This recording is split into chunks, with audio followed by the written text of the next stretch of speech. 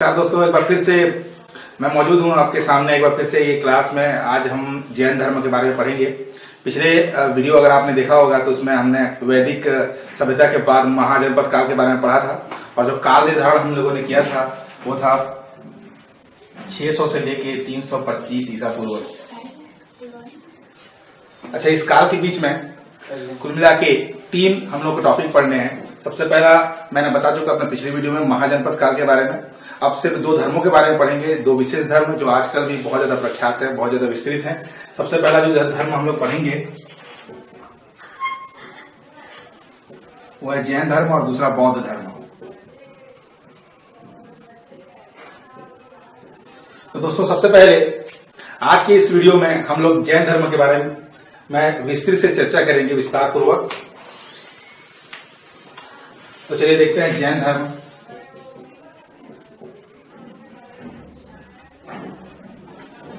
दोस्तों, जैन धर्म अगर भारत के दृष्टिकोण से देखा जाए तो बहुत ही पुराना धर्म है। मैं इसलिए इसको पुराना बोल रहा हूं क्योंकि यह धर्म जो है ऋग्वेद काल से चला आ रहा है। ऋग्वेद में भी जैन धर्म के बारे में उल्लेख किया गया है। जैन धर्म के जो सबसे पहले जो तीर्थंकर थे ऋषभदेव,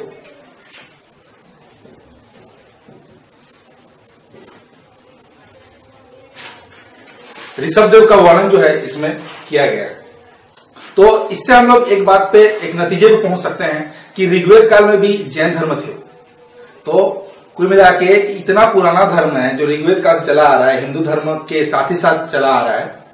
तो देखते हैं आज कि इसका विस्तार कैसे हुआ, इस धर्म का जन्म कैसे हुआ और अभी इतना विस्तार कैसे हुआ है। तो मैंने कुछ इसकी रूपरेखा तैयार की हुई है आप लोगों की सुविधा के लिए। सबसे पहले हम लोग देखेंगे कि जैन धर्म है क्या। जैन धर्म की प्रस्तावना के बारे में देखेंगे यहां पे। उसके बाद हम लोग इसके प्रमुख जो तीर्थंकर हैं, मैं आपको बताऊंगा तीर्थंकर किसको बोलते हैं, तीर्थंकर के बारे में पढ़ेंगे। उसके बाद जैन के संस्कृति के बारे में अपन विस्तार से चर्चा करेंगे। चौथा, इन जैन धर्म से रिलेटेड जो प्रमुख ग्रंथ हैं और जो प्रमुख मंदिर है उसके बारे में भी इसमें चर्चा करेंगे, मतलब कि जैन धर्म के प्रमुख धर्म ग्रंथ।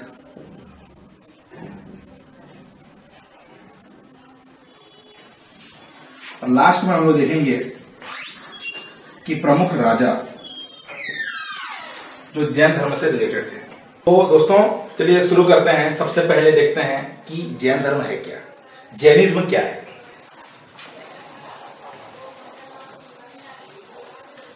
ठीक है, ये जो जैन धर्म में जो जैन शब्द है वह जिन से उत्पन्न हुआ है। अगर मैं इस जिन शब्द का विच्छेद करूं तो वह जी प्लस न से बना हुआ है। इसमें जी का जो अर्थ होता है वो होता है जीतना। इस आशय से अगर बोला जाए तो जिन वे होते हैं जिन्होंने जीत लिया हो, या जीतने वाले को हम लोग जिन कहेंगे। अब क्वेश्चन होता है कि क्या जीतने वाले को, ठीक है। तो यहां पे इसका उत्तर यह है कि जिन्होंने अपनी इंद्रियों को जीत लिया,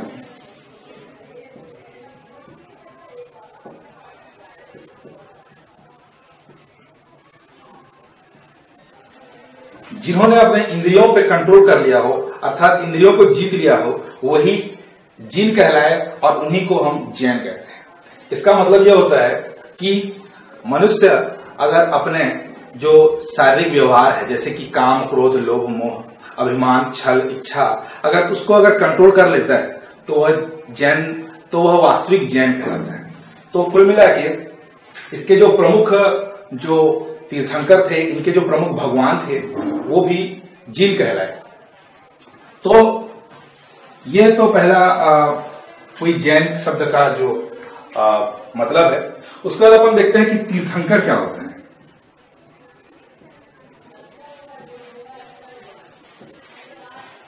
दोस्तों, जिस प्रकार हम लोग हिंदू धर्म में भगवान बोलते हैं, उसी प्रकार जैन धर्म में भगवान को तीर्थंकर बोले जाते हैं। तीर्थंकर जो कि तीर्थ और कर से मिलकर बना होता है। इसमें इसी का मतलब सेम ही है दोस्तों। इसका मतलब होता है कि स्वयं पे कंट्रोल करने वाला, उसी को तीर्थंकर कहते हैं। तो अपन उनको तीर्थंकर भी बोल सकते हैं या उन्हें जिनेंद्र भी बोला जाता है। साथ ही साथ उन्हें अरिहंत भी बोलते हैं। जिन्होंने अपने इंद्रियों को हर लिया हो वो अरिहंत कहलाए, जिन्होंने अपने जिन पर कंट्रोल कर लिया जितेंद्र, और उन्हीं को तीर्थंकर। तो कुल मिला के भगवान को जैन धर्म में 3 शब्दों से जाना जाता है, जितेंद्र, अरिहंत और एक है तीर्थंकर। तो ये हुई जैन धर्म की प्रस्तावना कि जैन धर्म किस प्रकार उसका नाम जैन धर्म पड़ा। अब जो सबसे प्रमुख इनके भगवान के बारे में जो उल्लेख है उनको अपन देखते हैं तीर्थंकर के बारे में।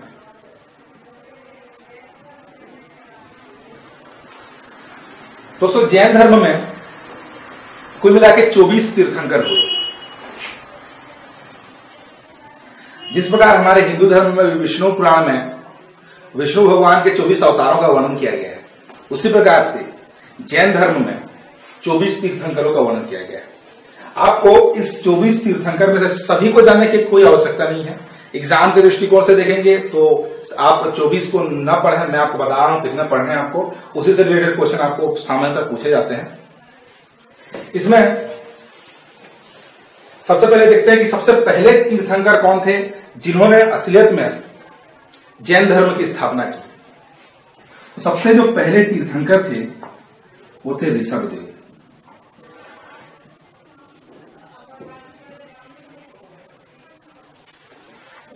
दोस्तों ऋषभदेव को आदिदेव भी बोला जाता है।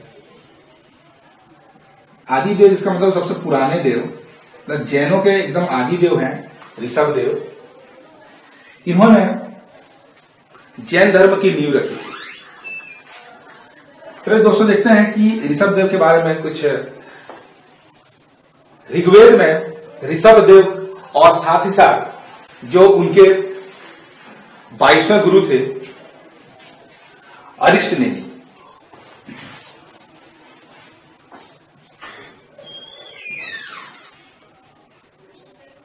ऋग्वेद में सिर्फ 2 जैन तीर्थंकरों का वर्णन किया गया है। एग्जाम में पूछता है, सबसे पहला जो है वो है ऋषभदेव जो कि सबसे पहले तीर्थंकर थे, और ये 22वें तीर्थंकर अरिष्टनेमि, इनके बारे में आगे देखेंगे। तो कुल मिला के ये ऋग्वेद के काल अर्थात वैदिक काल से रिलेटेड है ऋषभदेव। ऐसा पुराणों में भी लिखा हुआ है, विष्णु पुराण में तो पूरा लिखा हुआ है कि भगवान विष्णु के जो 24 अवतार हुए थे उसमें से जो 8वां अवतार ही ऋषभदेव थे।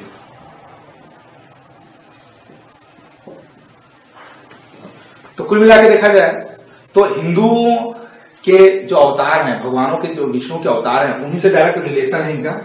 तो जैन धर्म और हिंदू धर्म में इसलिए बहुत सारी समानताएं पाई जाती हैं, क्योंकि भगवान विष्णु के 8वें अवतार ही जैन धर्म के प्रमुख संस्थापक थे। तो इस प्रकार हम बोल सकते हैं कि जैन धर्म का जो उदय भी है वो एक हिसाब से हिंदू धर्म से रिलेटेड, हिंदू धर्म से ही हुआ है।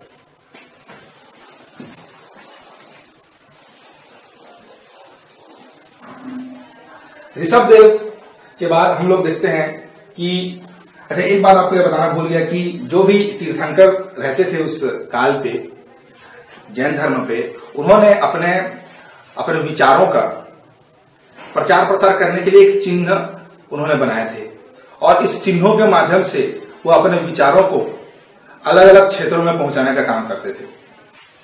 तो उसी प्रकार से देखा है तो ऋषभदेव जो है उनका जो चिन्ह था वो था सांड या बैल।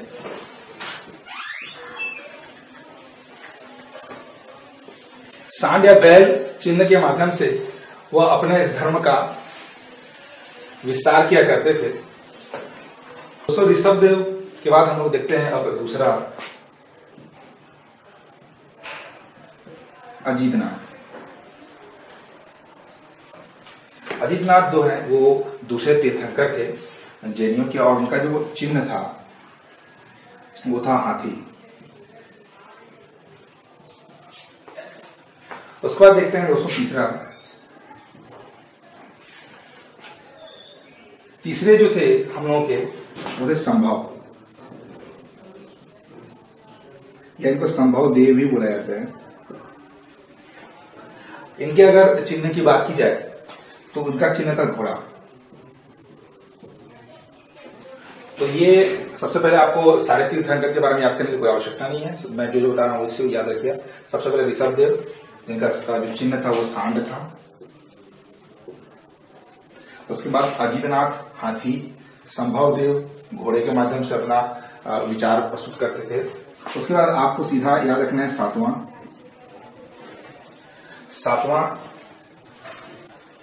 उसके बाद आपको याद रखना है 21वां, उसके बाद आपको 22वां, 23 और 24। तो जो संभवदेव के बाद अगर मैं 7वां बात करूं तो संपार्श्वदेव।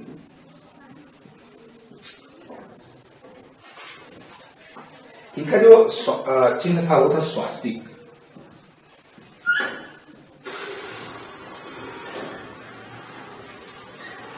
संपार्श्वदेव स्वास्तिक चिन्ह दोस्तों इस टाइप से होता है।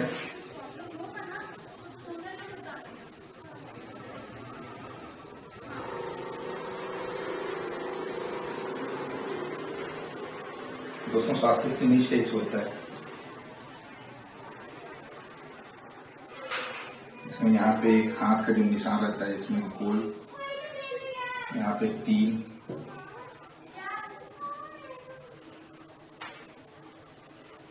इस टाइप से दोस्तों स्वास्तिक चिन्ह जो आज भी जैन मुनियों में प्रचलित है। तो संपार्श्वदेव जो है स्वास्तिक चिन्ह के माध्यम से अपने विचारों को जो है पूरी दुनिया में फैलाने का काम करते थे। उसके बाद देखते हैं दोस्तों 21वां में हम लोग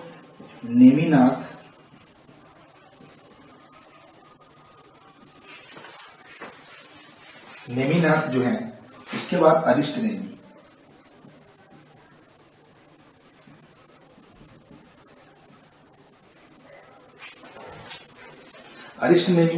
नेमिनाथ के बाद अरिष्टनेमी।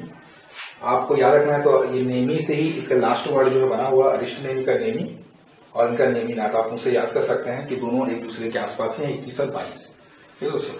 उसके बाद आपको इनके चिन्हों के बारे में बताऊंगा। उसके बाद आपको पार्श्वनाथ और जो 24वें तीर्थंकर थे, जो सबसे प्रमुख तीर्थंकर थे, वो थे महावीर स्वामी।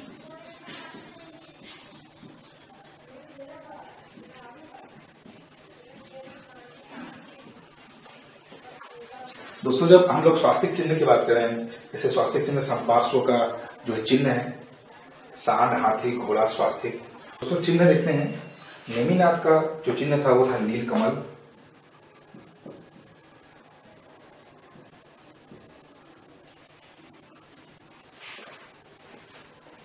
इसका मतलब है नीले रंग का कमल।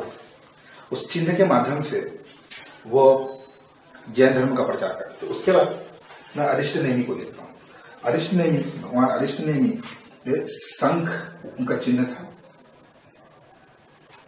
पार्श्वनाथ सर्प, और लास्ट में जो महावीर स्वामी थे वो सिंह के माध्यम से प्रचार करते थे। तो आपको कुल मिला के दोस्तों इतने ही तीर्थंकर याद रखने हैं। ऋषभदेव, अजितनाथ, संभव देव, संपार्श्व, नेमिनाथ, अरिष्टनेमी, पार्श्वनाथ, महावीर स्वामी के बारे में। सबसे पहले हम लोग, जैसे मैं आपको ऋषभदेव के बारे में पहले से बता चुका हूं, भगवान ऋषभदेव के बारे में, उसी प्रकार से अपन देखते हैं यहाँ पे अरिष्टनेमी। बाकी का ज्यादा वर्णन हम लोग को मिलता नहीं है, ज्यादा पढ़ने की आवश्यकता नहीं है, क्योंकि उतना डिटेल्स हम लोग को जानना नहीं है इसके बारे में। सिर्फ ओवरव्यू ही देख रहे हैं हम लोग, बेसिक नॉलेज ही इस पे ले रहे हैं जैन धर्म के बारे में। तो अरिष्टनेमी इसलिए इतने फेमस है। सबसे पहले तो उनका चिन्ह शंख है, और अरिष्टनेमी जो है दोस्तों वो भगवान कृष्ण के चचेरे भाई लिखे गए हैं। अगर मैं हिंदू धर्म ग्रंथों की बात करूं, हिंदू धर्म ग्रंथों में अरिष्टनेमी जो है भगवान कृष्ण के चचेरे भाई बताए गए हैं। उसके बाद साथ ही साथ ऋग्वेद में भी भगवान ऋषभदेव के अलावा अरिष्टनेमी का वर्णन किया गया है। पार्श्वनाथ चलिए देखते हैं दोस्तों, पार्श्वनाथ जो है भगवान जो है बहुत ही ज्यादा महत्वपूर्ण है। क्यों?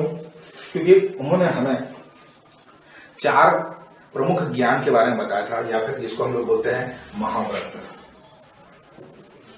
4 महाव्रतों के बारे में उन्होंने हमको बताया था। ये 4 महाव्रत कौन कौन से देखते हैं दोस्तों? सबसे पहला वो है अहिंसा।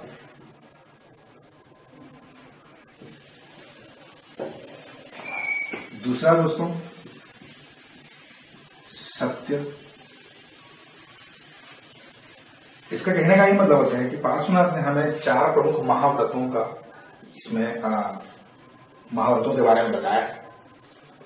महाव्रत कहने का ये मतलब होता है कि जो जैन के जो मुख्य मुनि थे, जो मेन श्रावक हुआ करते थे, जो प्रमुख तीर्थंकर हुआ करते थे, वह बहुत ही कट्टर रूप से इन चीजों का उनको पालन करना पड़ता था, और वो पालन करते भी थे, इसीलिए वो उतने महान है। अहिंसा का मतलब ये होता है दोस्तों कि हिंसा न करना। आप लोगों को अच्छे से पता है हिंसा न करना, इसका मतलब ये लोग इतने मतलब अहिंसावादी थे कि उनके द्वारा फेमस जो है, जो मेन सूक्ति करी गई वह है अहिंसा परमो धर्म।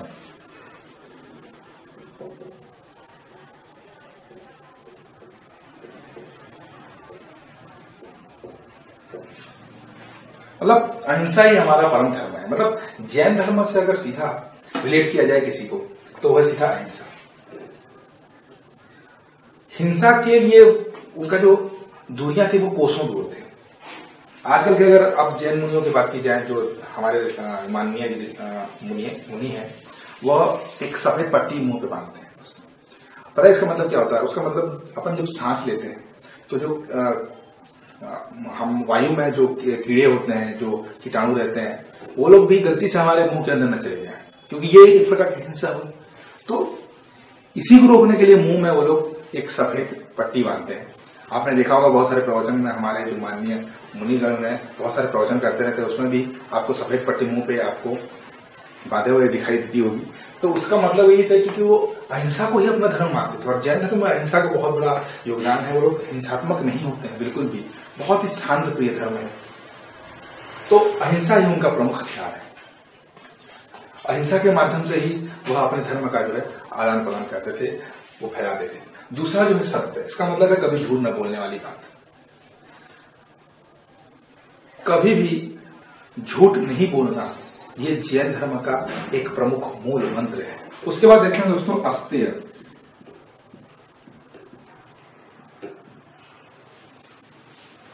अस्तेय का जो मतलब होता है वो होता है चोरी न करना। इसका मतलब बिना स्वेच्छा से दिए हुए किसी दूसरे के धन को न लेना, यही होता है अस्तेय। सीधे सीधे इसका मतलब होता है कि आप चोरी नहीं करना चाहिए, चोरी न करें। ये सीधा सीधा हम लोग को ज्ञान दिया गया है जैन धर्म में। ये चौथा महाव्रत जो जिसका पालन हर जैन को करना चाहिए और करते भी हैं। उसके बाद चौथा जो होता है वो होता है अपरिग्रह।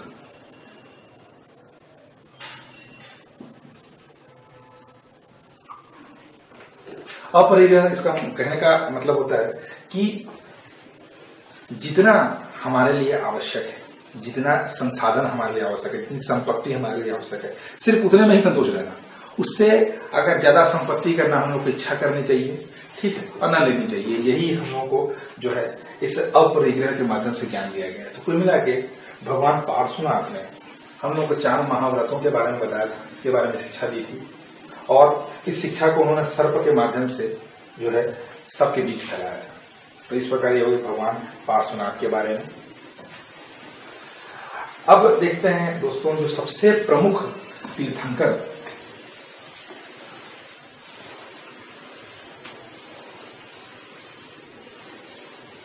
जो है, जो 24वें तीर्थंकर हैं, उनके बारे में देखते हैं। वो है महान स्वामी महावीर। इनका जो चिन्ह था वो है सिंह। ज्यादातर एग्जाम में जो क्वेश्चन पूछे जाते हैं दोस्तों, वो महावीर स्वामी को बहुत पूछे जाते हैं कि उनका जन्म कैसे हुआ और कहाँ हुआ उनका जन्म, पिता माता पत्नी का नाम, भाई का नाम, उनके जीवन के बारे में बहुत सारे निबंध भी कभी जाते हैं। तो मतलब कुल मिलाकर ये बोल सकता हूँ कि महावीर स्वामी से रिलेटेड अगर जैन धर्म में कोई क्वेश्चन जो है बिल्कुल भी नहीं छूटना चाहिए। आपको अच्छे से महावीर स्वामी के बारे में इसमें पढ़ना है। मैं लास्ट में आपको बताऊंगा किस टाइप से इसमें पैटर्न पूछे जाएंगे क्वेश्चंस। तो महावीर स्वामी के बारे में देखते हैं। 540 ईसा पूर्व में एक बालक का जन्म जो है वो कुंड ग्राम वैशाली में हुआ।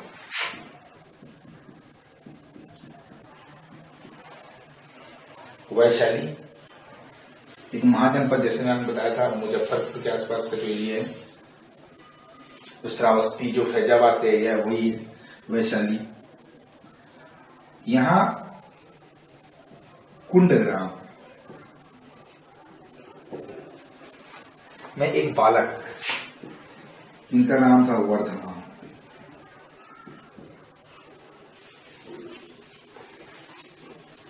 वर्धमान का जन्म हुआ। वर्धमान के जो पिता थे इनका नाम था सिद्धार्थ।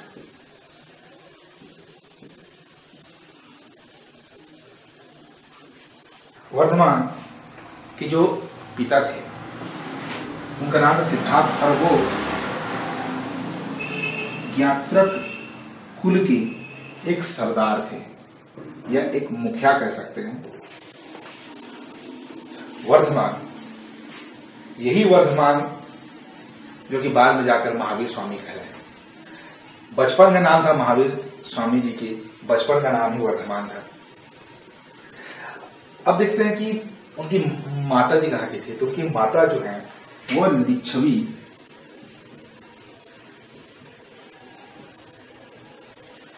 राजा चेटक उनकी बहन थी, उनका नाम था त्रिशला। तो उसमें लिच्छवी एक ऐसा उस समय का एक ऐसा साम्राज्य था जो गणतंत्रात्मक शासन था। एक क्वेश्चन उठता है कि भारत में सबसे प्रमुख गणतंत्रात्मक शासन की शुरुआत कौन से महाजनपद में हुई थी, कौन से साम्राज्य में की थी? तो उसका आंसर होता है दोस्तों लिच्छवी।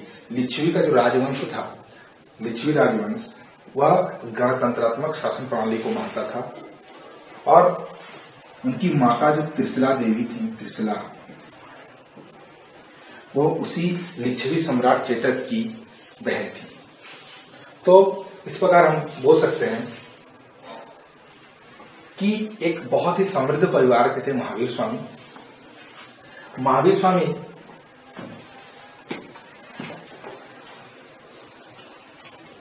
का एक भ्राता भी थे, मतलब बड़े भाई, जिनका नाम नंदीवर्धन था। महावीर स्वामी जी ने विवाह भी किया।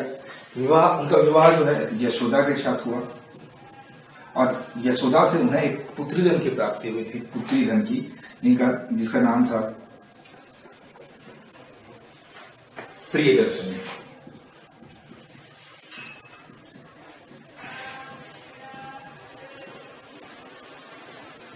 तो इस प्रकार उनके परिवार के बारे में मैंने आपको बता दिया, भ्राता नंदीवर्धन। अब कहानी देखते हैं कि किस प्रकार उन्होंने आत्मज्ञान की प्राप्ति की। इसको मैं मिटा देता हूं दोस्तों।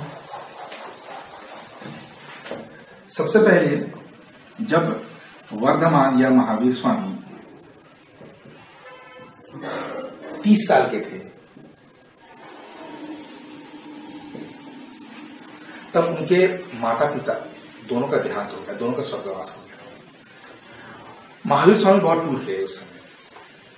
उन्होंने संन्यास लेने का निर्णय ले लिया और 30 वर्ष की आयु में उन्होंने अपने भ्राता नंदीवर्धन से आज्ञा ली और अपनी इच्छा से वह तपस्या करने के लिए चले गए, संन्यास ले लिया उन्होंने अपने जीवन से।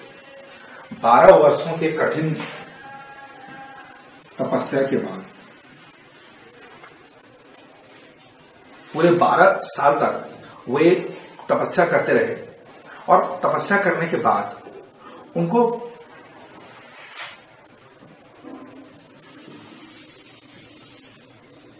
ऋजुपालिका नदी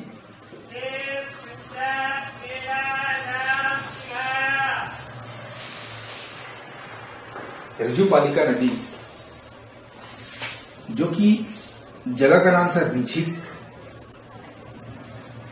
नाम की जगह जो कि आधुनिक नालंदा के पास में है, वहां उनको आत्मज्ञान की प्राप्ति हुई। ये क्वेश्चन बहुत इंपॉर्टेंट है। आत्मज्ञान की प्राप्ति उनको कहां पे हुई? तो जो नदी है वो है ऋजुपालिका नदी, जो कि आधुनिक नालंदा में जिहिक नाम का जो जगह है, वहां पर उनको आत्मज्ञान की प्राप्ति हुई। इस आत्मज्ञान की प्राप्ति को ही दोस्तों कैवल्य कहते हैं।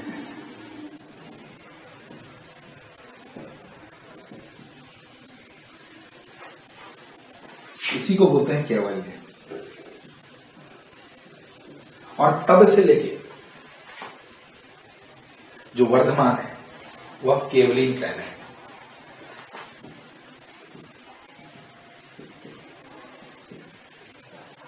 तो इस प्रकार भगवान महावीर के अनेक नाम हैं। सबसे जो पहला उनको बोला जाता है केवलीन, दूसरा उनको बोला जाता है महावीर।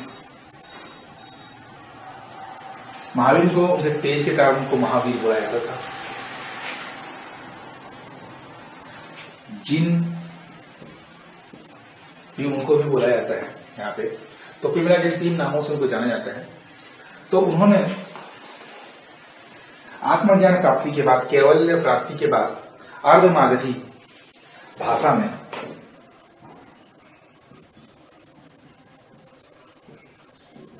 अपने ज्ञान का प्रचार प्रसार आरंभ कर दिया।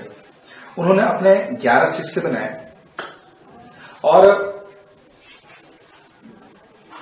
ये जो अर्धमागधी जो भाषा है दोस्तों, उसको प्राकृत भी बुलाया जाता है।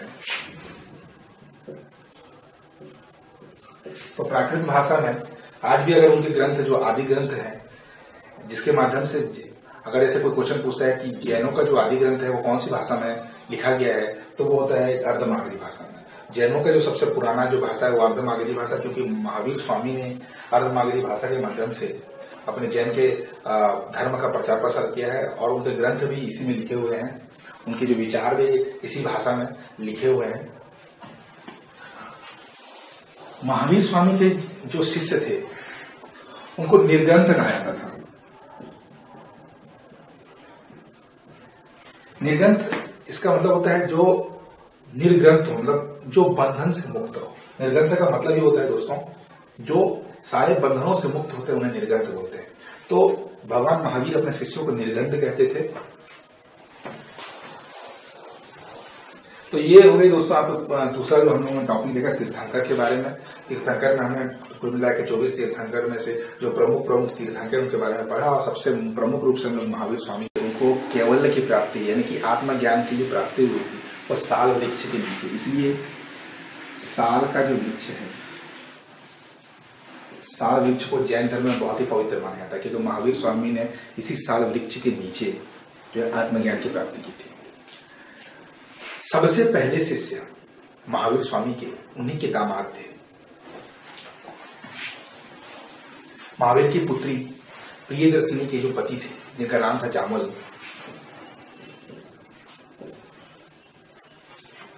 ये सबसे पहले महावीर स्वामी के सबसे पहले शिष्य थे। बाद में बहुत सारे शिष्य हुए जिनको निर्ग्रंथ कहा जाता है।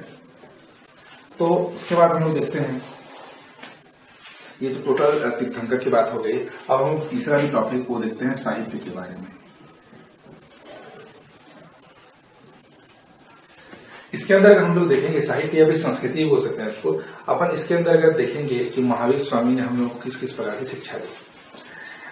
जैसे कि मैंने पहला आपको बताया कि पार्श्वनाथ ने हम लोग को 4 महाव्रत के बारे में बताया था। यह जो 4 महाव्रत थे, तो सबसे पहला 4 जो विशेष महाव्रत थे उसमें सबसे जो पहला था वो था अहिंसा। इन सबके बारे में मैंने आपको बताया, अहिंसा। दूसरा था सत्य, तीसरा था अपरिग्रह। इस सबके बारे में आपको मैं बता चुका हूं पहले की, अस्तेय। तो इन 4 जो प्रमुख महाव्रत थे उसी में 5वां महाव्रत ब्रह्मचर्य जो है महावीर स्वामी के द्वारा जोड़ा गया। दोस्तों ब्रह्मचर्य का मतलब होता है कि व्यक्ति को काम से जो है अपने शरीर को मुक्त करना है। इसका मतलब स्त्री सुख का पूरी तरीके से त्याग, हमारे शरीर में जो काम जो उत्पन्न होता है उसको कंट्रोल करना ही ये ब्रह्मचर्य है। तो इस प्रकार कुल मिला के जैन ग्रंथों में 5 महाव्रतों का वर्णन किया गया है। दोस्तों, ये जो महाव्रत है यह सिर्फ श्रेष्ठ व्यक्ति जैसे कि मुनि जो है, क्योंकि ये इन महाव्रतों कर पाना बहुत ही मुश्किल है, तो इसी के लिए कुछ दूसरे मुनियों ने जो है लघु व्रत का निर्माण किया। तो लघु व्रत और महाव्रत में सिर्फ यही डिफरेंस है कि महाव्रत करने में बहुत कठिन होते हैं, इसलिए जो कट्टर जैन के जो मुनि होते हैं इस कठिन काम को करने में सक्षम हो पाते हैं। बाकी लोग जो है लघु व्रत अपनाते हैं जो कि महाव्रत की अपेक्षा कुछ सरल होता है। तो इस प्रकार हमने महाव्रत लघु व्रत के बारे में देखा। अब देखते हैं साहित्य के अंतर्गत जैन के अंदर महावीर स्वामी ने कौन से दर्शन के बारे में बताया। दर्शन शास्त्र की अगर बात की जाए तो दर्शन में सबसे पहला जो है सम्यक ज्ञान, दूसरा सम्यक दर्शन और तीसरा जो है वह है सम्यक चरित्र।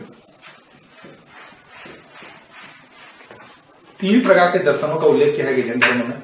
सबसे पहला सम्यक ज्ञान, जिसमें ज्ञान की प्राप्ति के साधनों के बारे में बताया गया है। उसके दूसरे दर्शन, जिसमें जैन धर्म के दर्शन के बारे में बताया गया है। और तीसरा सम्यक चित्र, जिसमें विद्वानों के चरित्र और चरित्र के आधार पर उनके व्यवहारों में परिवर्तन का विशेष अध्ययन किया गया है। तो कुल मिला के 3 दर्शन भी हमारे पास मौजूद हैं जैन साहित्य में। साहित्य के अंतर्गत जैन में कुछ विशेष शब्दावलियां भी बहुत प्रचलित हैं। जैसे कि जो सबसे पहली जो शब्दावली है, बहुत सारे उसमें शब्दावलियां हैं। इसमें जो पहली शब्दावली है वो होता है अनेकवाद।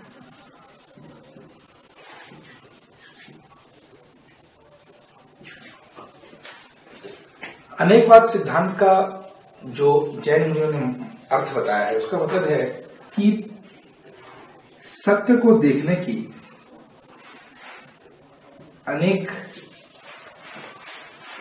कोण होते हैं या अनेक एंगल्स होते हैं उसके। इसका मतलब जो होता है दोस्तों कि अलग अलग एंगल से अगर आप किसी सत्य को देखें तो वो अलग अलग लगती है।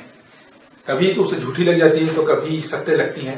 तो इसीलिए क्या है, हम किसी भी सत्य के अगर हम लोग उसके पीछे की सच्चाई को अगर जानना चाहें तो सिर्फ उसे एक ही एंगल से नहीं देखना चाहिए, उसको बहुत सारे एंगल जैसे होते हैं। जैसे एक पॉजिटिव एंगल हो सकता है कि नेगेटिव एंगल हो सकता है, तो बहुत सारे एंगल से उसको देखना चाहिए। एक ही एंगल में देखते हुए किसी नतीजे पे नहीं पहुंच जाना चाहिए कि ये सत्य है। तो इस अनेकवाद के पीछे का सिद्धांत ही है, इसे अनेकवाद बोला जाता है।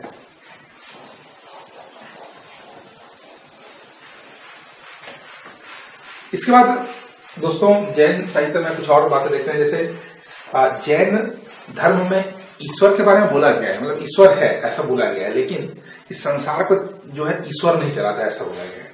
मतलब इस संसार का कर्ता धर्ता ईश्वर नहीं है, बनाया ईश्वर नहीं, लेकिन मनुष्य अपने कर्मों के आधार पर दुख और सुख की प्राप्ति करता है इस संसार में। यही जैन धर्म का कहना है। इस भगवान जो है इस संसार कंट्रोल नहीं करते हैं, मनुष्य अपने कर्मों के आधार पर डिसाइड करता है कि उसे सुख की प्राप्ति होगी या दुख की प्राप्ति। बस यही जो है। दूसरा और बात, इसमें आत्मा का विशेष महत्व है। जैन धर्म में आत्मा के बारे में बोला गया है। इसमें बताया गया है कि हर शरीर में एक आत्मा होती है और साथ ही साथ उस आत्मा का जो पुनर्जन्म के सिद्धांत को भी ये मानते हैं। तो ये प्रमुख कुछ बातें जैन धर्म से रिलेटेड साहित्य के अंतर्गत। कुछ और चीजें देखते हैं इसके अंतर्गत। साहित्य में ग्रंथ के बारे में भी पढ़ लेते हैं हम लोग। तो ग्रंथ में सबसे जो पहला जो सबसे फेमस ग्रंथ है वो है कल्पसूत्र। इसके रचयिता जो है भद्रबाहु हैं। भद्रबाहु के बारे में आपको आगे चलकर मैं अच्छे से बताऊंगा। और दूसरा जो है वो है 14 पूर्व। ये जो 14 पूर्व है वह जैन साहित्य का सबसे आदि ग्रंथ माना जाता है। 14 पूर्व को एग्जाम पॉइंट ऑफ व्यू से बहुत इंपॉर्टेंट है। 14 पूर्व याद रखिए, कल्पसूत्र जिसके रचयिता भद्रबाहु, ये भी एग्जाम पूछे जाता है। दोस्तों, जैन धर्म में जो इतने सारे जो गहराई से जो विचार किए गए हैं, वास्तविक रूप से यह वैदिक काल के सांख्य दर्शन पर आधारित है। जैसा कि मैंने आपको महाजनपद काल में, वैदिक काल में आपको मैंने सांख्य दर्शन के बारे में बताया था।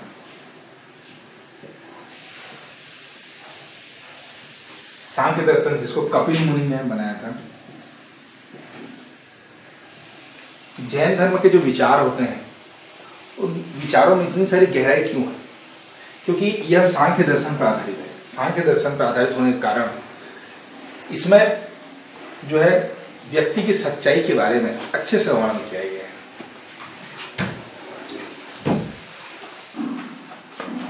तो उसके बाद देखते हैं कि महावीर स्वामी ने निर्वाण की प्राप्ति कैसे करी। तो 468 ईसा पूर्व में महावीर स्वामी ने पावापुरी में, जिसको राजगृह भी बोलते हैं, मैंने आपको बताया था महाजनपद में मगध के जो शासक थे बिंबिसार, उन्होंने अपनी राजधानी राजगृह को बनाई थी।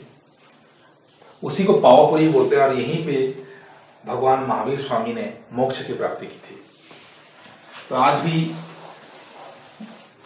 जैन की जो प्रमुख तीर्थ स्थलों में पावापुरी को बहुत ज्यादा जो है देखने के लिए जैन लोग जो है बहुत ज्यादा इकट्ठे था। हजारों लाखों की संख्या में पावापुरी में इकट्ठे होते हैं।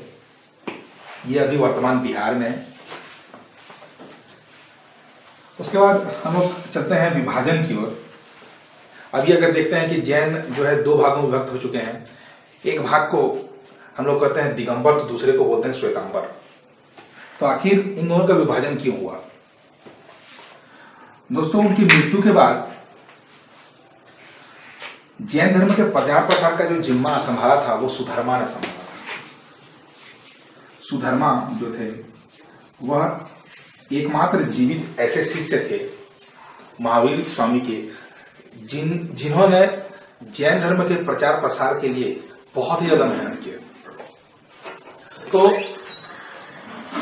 सुधर्मा के बाद यहां पे भद्रबाहु,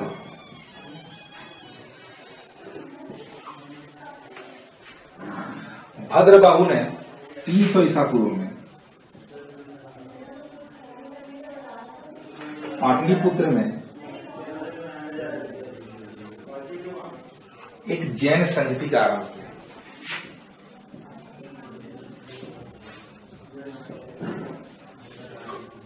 दोस्तों, जब भी संगति के बारे में आपसे पूछा जाए तो इसमें आपको बता दूं कि जैन साहित्य में दो संगति के बारे में बताया गया है, मतलब दो मीटिंग के बारे में बताया गया है।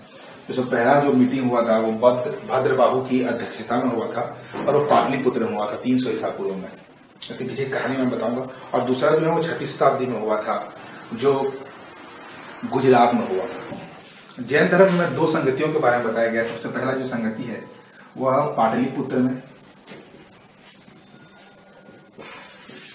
और दूसरा जो है वल्लभी।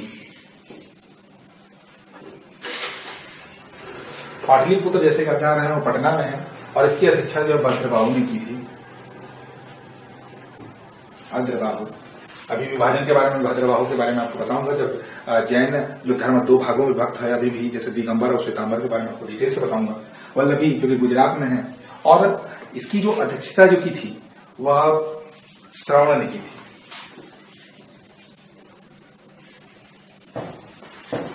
ठीक है, तो कुल मिला के आपको मैं बताना चाहूंगा कि दो ही संगतियां हुई थी, उससे ज्यादा कोई संगति नहीं। संगति का मतलब है मीटिंग। अब देखते हैं पाटलिपुत्र में भद्रबाहु ने 300 ईसा पूर्व में एक भविष्यवाणी की थी कि यह जो काल था 300 ईसा पूर्व में, तो यहाँ का जो शासक था वो था चंद्रगुप्त मौर्य। चंद्रगुप्त मौर्य के शासनकाल में भद्रबाहु ने एक भविष्यवाणी की थी कि घोर अकाल पड़ेगा। तो अकाल पड़ने के बाद कुछ जो मुनिगण थे, जैन मुनि थे, वो मैसूर चले गए।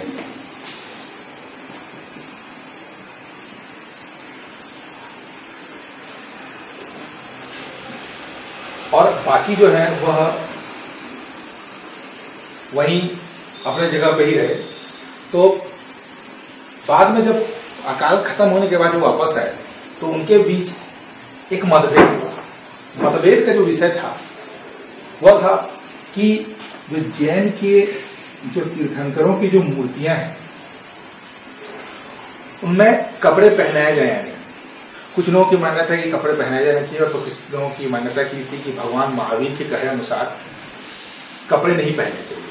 ठीक है, तो उनके बीच मतभेद इतना बढ़ गया कि जैन धर्म दो भागों में विभक्त हो गया। तो पहला जो भाग था वो था दिगंबर। दिगंबर इसका मतलब होता है दिग। दिग का मतलब होता है दोस्तों दिशा, और अंबर का मतलब होता है कि कपड़े। इसका मतलब है दिशा ही जिसके कपड़े, मतलब जो नग्न अवस्था में उनको दिगंबर। आज भी जो नग्न अवस्था में जो जैन पाए जाते हैं उनको दिगंबर बुलाया जाता है। और ये महावीर स्वामी की तरह ही जो है नग्न रहते थे। दूसरा जो था वो था श्वेतांबर। दोस्तों श्वेत आंबर, श्वेत का मतलब होता है सफेद। सफेद कपड़े पहनते आज भी बहुत सारे जैन मुनि जो सफेद कपड़े पहनते हैं जिनको बोलते हैं श्वेतांबर। तो यहाँ दिगंबर की तो अध्यक्षता जो है भद्रबाहु ने की। उसके बाद देखते हैं दोस्तों जो श्वेतांबर होते हैं जो सफेद कपड़े पहनते हैं। ठीक है, तो दिगंबर और श्वेतांबर दो भागों में बटा हुआ था। इसमें जो उसके अध्यक्ष थे वो थे स्थूलभद्र।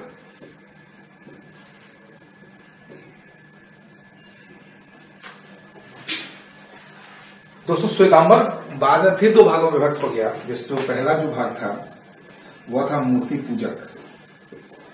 जैसे कि नाम से आपको पता जा रहा है कि ये मूर्तियों की पूजा किया करते थे। और दूसरा जो है वो था स्थानवाहक। तो स्थान सूचक भी बोला जाता है इनको। तो जो कि मूर्ति के पूजा का उन्होंने विरोध किया है, वह मुनिगण की पूजा किया करते, न कि मूर्ति की पूजा किया करते। दोस्तों जो सबसे लास्ट है वो श्वेतांबर। इसमें स्थानक वाहक भी बोलते हैं या फिर इसको स्थानक वासी भी बोला जाता है। तो इस प्रकार जो है जैन धर्म दो भागों में विभक्त हो गया है। लास्ट में हम लोग देखते हैं कि प्रमुख कौन कौन से राजा थे जो जैन धर्म को मानते थे। सबसे पहला मौर्य साम्राज्य का महाशासक चंद्रगुप्त मौर्य।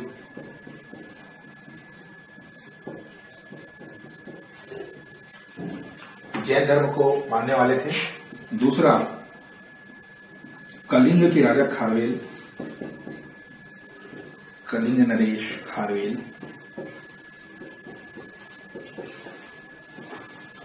तीसरा मैसूर के गंगवंश। दोस्तों में से कलिंग नरेश जो खारवेल ने भुवनेश्वर में खंडगिरी, अगर आप कभी भुवनेश्वर जाएंगे तो वहां खंडगिरी बहुत फेमस है। तो वो जैन मुनियों के लिए उन्होंने खंडगिरी का निर्माण कराया था कलिंग नरेश खारवेल ने। उसके बाद मैसूर के गंगवंश ने कर्नाटक पे एक जगह है श्रवण बेलागोला। इस श्रवण बेलागोला पे, ये जगह का नाम दोस्तों कर्नाटक में स्थित है। यहाँ पे उन्होंने एक विशाल मूर्ति बनवाई थी। यह मूर्ति जो है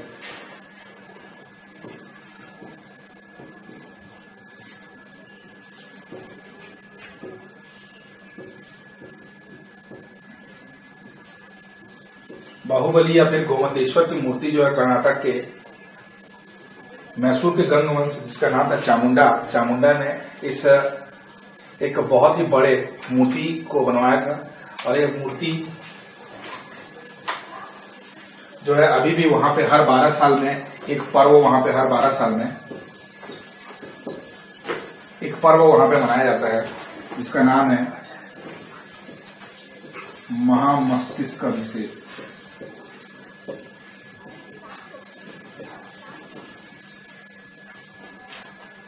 तो आज भी हर 12 साल में जैन लोगों के द्वारा महामस्तिष्क अभिषेक मैसूर में मनाया जाता है। तो कुल मिला के ये जैन साहित्य के बारे में मैंने आपको बताया। तो इस क्लास में मैंने आपको जैन धर्म के स्टार्टिंग से लेकर लास्ट तक इसके साहित्य से लेकर प्रमुख राजा जो जैन धर्म को मानते थे, इसके साथ ही साथ प्रमुख तीर्थंकर के बारे में आपको बताया।